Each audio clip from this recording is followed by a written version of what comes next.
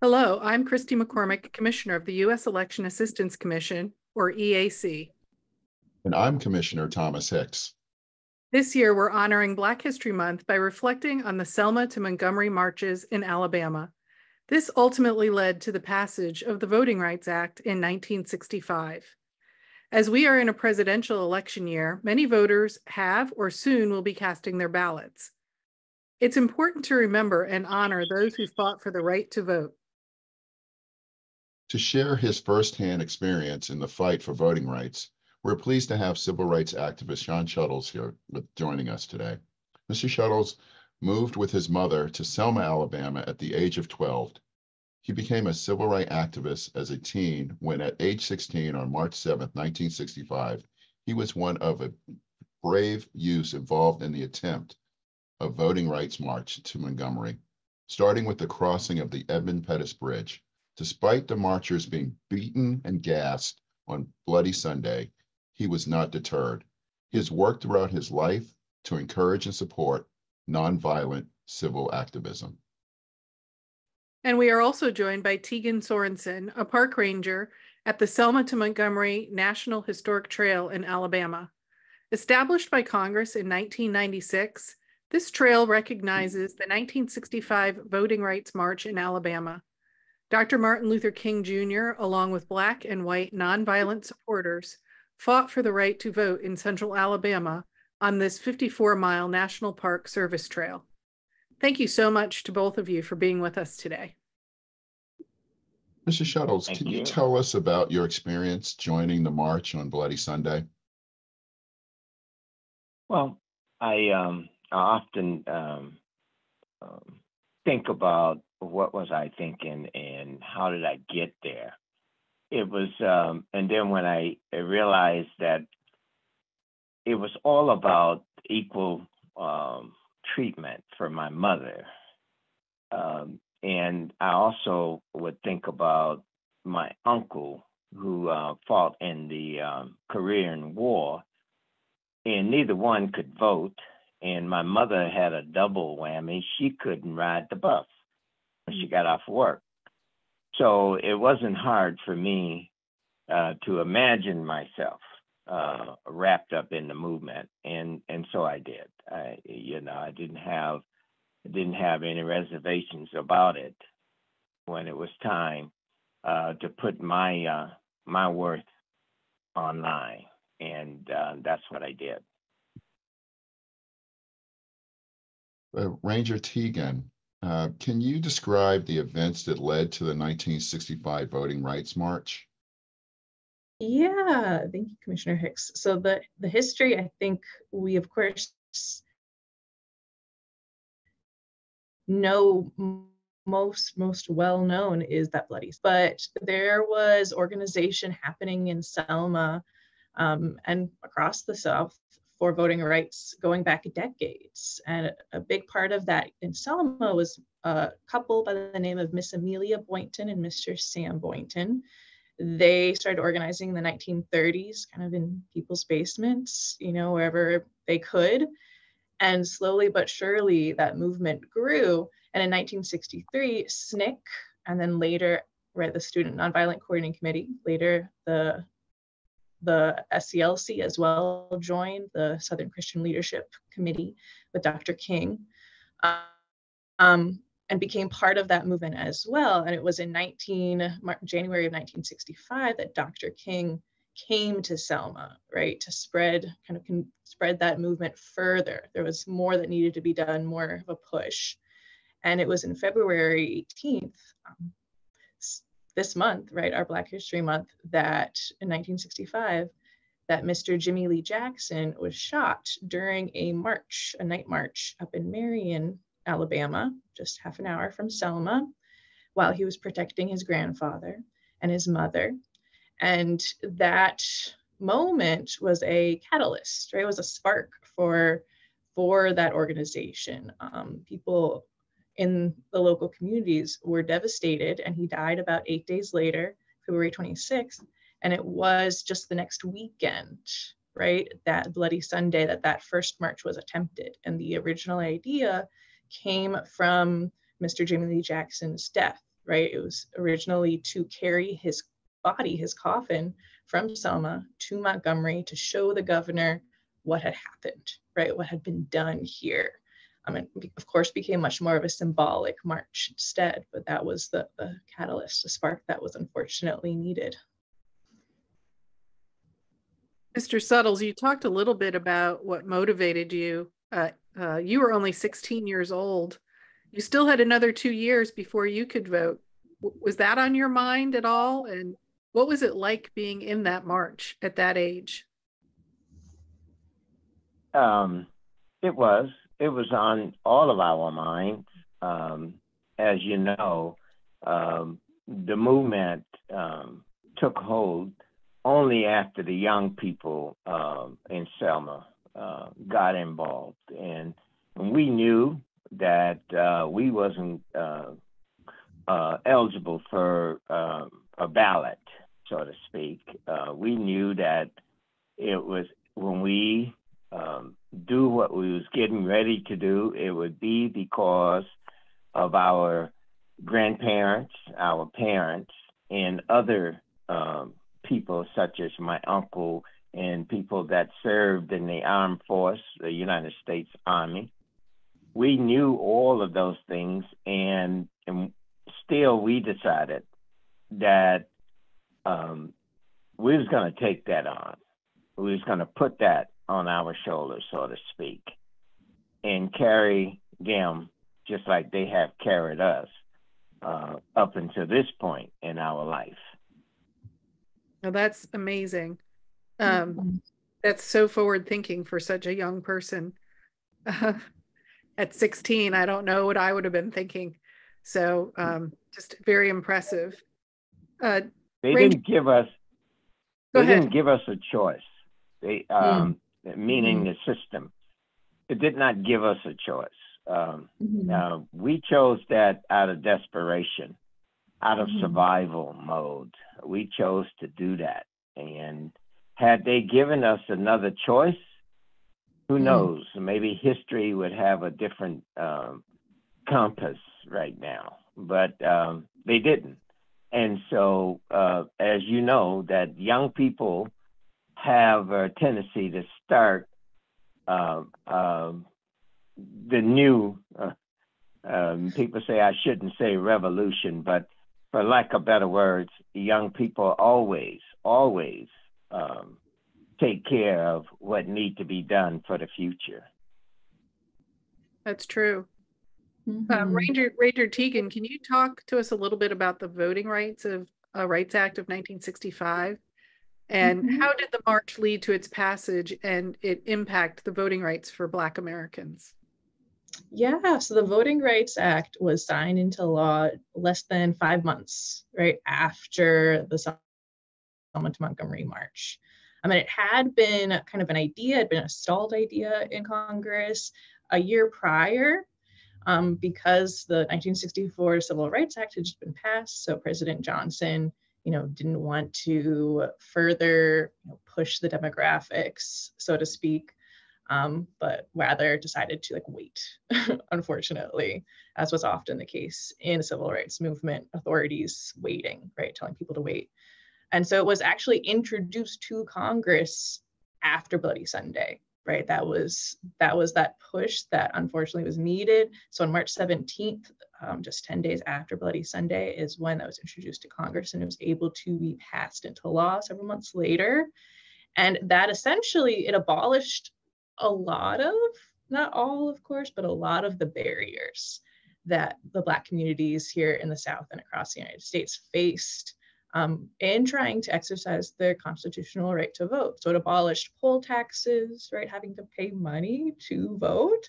It abolished literacy tests, which were unfairly administered, that you'd have to answer so many questions, 60 questions in 30 minutes. You can only miss 7. And I guarantee you, this is a literacy test that I could not pass today. And I work here, I work teaching this, understanding this. So all of these legal barriers it dismantled, as well as many other restrictions going forward for any changes, any potentially harmful changes to be made to voting laws in different states. So by the end of 1965, that we saw an instant increase in Black voters being registered. Over 250,000 Black voters were able to be registered by the end of that year. But that being said, I think part of the story we tell is that just because the law changed, just because you were legally able to register to vote did not mean that it was always safe to do so, right? So in Lowndes County, which is between Selma and Montgomery, folks that went out to register to vote were oftentimes monitored, and they were reported and oftentimes evicted or fired from their jobs for registering to vote. So more had to be done, right? And that was a big community effort here in Lowndes County that led to, now that we can vote, who do we have to vote for, right? For decades, it had been people espousing white supremacy. So they created their own third political party, essentially, the Lowndes County Freedom Organization, one of our success stories that we love to share here on the trail. That's so interesting. Go ahead, Commissioner. Wow, that's just absolutely amazing. So, Mr. Suttles, what was your reaction to seeing the Voting Rights Act get passed? And what was your first voting experience like? Yeah, that was, wow. That is a great question. And the first time anyone ever asked me that question, Commissioner Hicks, and I appreciate that. It was very, very emotional. I didn't think that it would be. I thought that when I become of age, it would just be, something that everybody do. You go vote. But that day, it hit me really hard. I cried.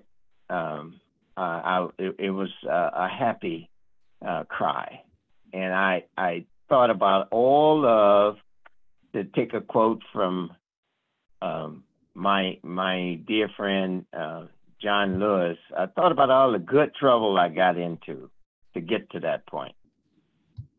And so it was more than I expected. Wow. I had the privilege of walking across the Edmund Pettus Bridge a couple of years ago, and it was just a powerful, powerful experience. And I was able to sprinkle some of my dad's ashes there as well. Oh, wow. Ranger Tegan, can you describe how the National Park Service highlights the history through Selma to the Montgomery National Historic Trail? And what kinds of exhibits do you offer to visitors? And can you describe some of their reactions? Yeah, so we have 3 visitor centers along that 54-mile march route. One in Selma, one in Lowndes County, halfway between, and one in Montgomery, our brand new visitor center. Selma is under construction, so y'all come back next year, 2025, for the 60th anniversary to go to Selma. It'll be something really special. That is also where Mr. Suttles' coat will be on display, of the coat that he was wearing during Bloody Sunday. So one of our kind of seminal artifacts of that moment. So we have, throughout the visitor centers, there's films, there's exhibits, but they each kind of focus in on, of course, telling the overall story, but then that local story, right? So for Selma, as Mr. Suttles mentioned, that local story has a lot to do with, it was students, it was young people, 10, 12, 16, 18 years old that made that movement be able to happen. For Lowndes County, that story is much more of what happened afterwards, right? And then for Montgomery, that's a whole other SNCC side of the story of just during the same time that Selma events were unfolding, other events were unfolding in Montgomery too. That didn't get the same publicity, but things were still going on. So all of this comes together, I think, to especially remind visitors, and especially young people, this is not that long ago, right? This is within many people's current lifetimes, like our wonderful Mr. Suttles here. And there are still a lot of our foot soldiers that are local, that are in Selma. You know, sometimes they'll just stop by. So I think that's one of the privileges I have and any visitors have, is when you happen to be in one of those centers and a foot soldier comes in and is willing to tell you their story. So understandably, people have, visitors have some oftentimes very emotional reactions, right? This is a heavy history, and it is such a valuable and such a topical history. I think we oftentimes are having conversations with people about how this relates to today, to what the situations we find ourselves in this moment in time as well. Mr. Suttles, what do you feel is your legacy, and what message do you have for our viewers today?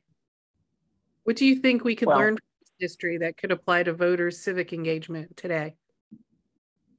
Well, twofold. I just want to say I'm so proud of people like young people like Tegan to pick it up and carry the story and be able to express it in a way that people truly get a feel for what we really was up against and what we really did go against. Now, in terms of what do I want people, especially the young people, that is my pet peeve. I always want and love to talk with the young people, and for a couple of reasons: to get the wow and to stuff their head with the reality and the history of what really happened. I always tell them it's not going to happen if you do not get involved with civics, if you do not do your part, if you just sit on the sideline and expect for other people in Washington to do it for you. It'll never get done. You have to, when you see something that's not right, you have to say something, find a way, find an avenue, find some kind of way to let people know that that is not a good practice for human behavior. And so if you do that, things will be so much better for you and your loved ones, especially the older people in your life. And that is what I try to instill in them. And by the time I get done with that little speech to the young people, usually I got their head going up and down. They bowing because, you know, they thinking just like I was thinking. They love their mom, their dad, their grandmother, their grandfather. And, you know, there's nothing that a child won't do for his grandmother or mother. That's right. That's right. Ranger Tegan, how does the museum balance the unfortunate actions of our past versus the strides we've made as Americans, including electing our first Black president? And how can people watching learn more about planning a visit? Yeah, you know, I think that's such a good point, Commissioner McCormick, that the reality is that history is not always simple and easy and happy, right? And we have a commitment as part of the National Park Service to addressing those difficult stories, right, that our nation is part of, in order to help us address a difficult future, right? This is for all of us going forward.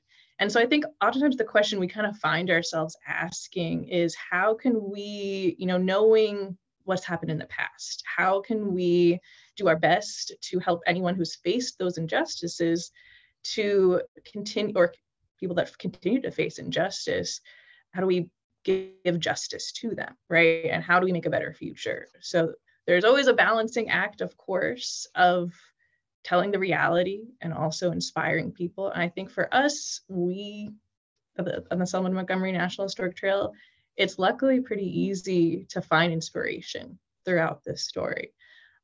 We have so many fantastic people, right? Local citizens, quote unquote, like ordinary people. I think that's what's the most joyful for me, is that I could relate to Mr. Suttles. It's hard to think of Dr. King. It sometimes feels so much further kind of apart from us, but these were folks that were kids, right? They were students. They were in many ways just like us. And I think for me, anytime I've talked to our foot soldiers, Mr. Suttles included, and have asked, did they think they were making history, right? Did they realize what was unfolding before them? They said no. I didn't think I was going to make history that day. I mean, I'm sure there's an exception out there, but I think that just reminds us of course, we might not always know, right? We might not always know that we are in fact having such a big impact, that those little actions add up. That's why we're here. That's why we're here, to come remind people of that. So for us, come visit, plan your visit. You can go on our website, nps.gov/SEMO, like Selma to Montgomery, SEMO. Or feel free to check us out on Facebook, on Instagram. We've got content. Or just give us a call. You can find our information on our website or just on Google Maps. But we're happy to help people plan their visit here. There's a lot to see and a lot to do. Next week is going to be Jubilee. That's the annual bridge crossing ceremony that Commissioner Hicks went to, a few years ago? 2 years ago. Oh, lovely. Well done. Yeah. I don't know, Mr. Suttles, are you going to be down here for that? I try to come every year, and I'm so moved when Commissioner Hicks said he spread a little ash from his father. That is hollow grounds, and that is a good place for your father. Some of your ashes, some of his ashes, and I really, really appreciate that, and I just. I'm lost for words to hear someone did that and thought enough about the movement that I was involved with. Thank you so much for that. Well, I want to thank you for all the work that you've done. I wouldn't be in the position I am without your work or